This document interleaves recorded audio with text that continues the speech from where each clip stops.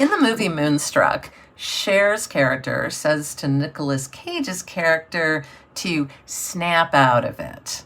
Now, I'm not going to do it as a Cher impression because nobody wants to see that. So I would do it badly. However, the idea of snap out of it is relevant to what I'm going to talk about.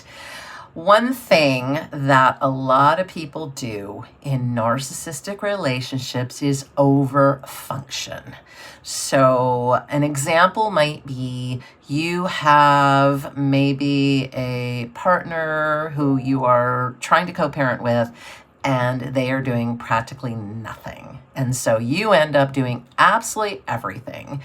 And then they might criticize you. They might say, it's like I would say, like they're yelling from the cheap seats, while they're like maybe laying in bed as you get up with your kid or kids to get them to school and do a million other things, and somehow find some way to make you feel bad about what you're doing, that somehow you're doing it wrong. And then what happens is many of us will start to internalize it. And what they're doing is they're redirecting from what's really happening in front of us. So in other words, they're not doing a damn thing. They're not parenting. They're not doing anything. You're doing all of it, and yet they're sitting there criticizing you. And this is what can happen with narcissistic parents, where, we might be overfunctioning in the home. Maybe we're taking care of all their emotional needs for them, and we've been parentified. And yet they have this way of somehow redirecting it so that somehow you're the bad one because you're not doing enough.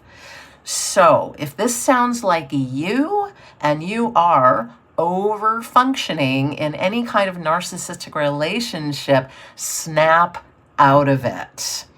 Easier said than done, I know, but this is something you can at least take with you and start to reflect on.